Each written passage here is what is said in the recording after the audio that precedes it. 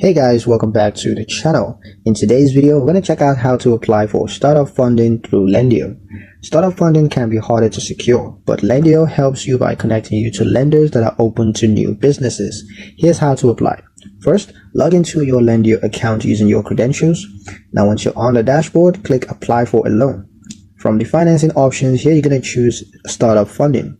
Now you're going to need to enter your personal and business details, including the type of business that you're starting, industry, and of course your projected revenue. Provide your personal credit score range, since lenders often rely heavily on personal credit for startups. Upload supporting documents such as a business plan, projected financials, and personal tax returns. If you already have some operations, include bank statements or early invoices. These are going to strengthen your case. Be sure to double check your application to ensure that it's complete, and then go ahead and click submit application.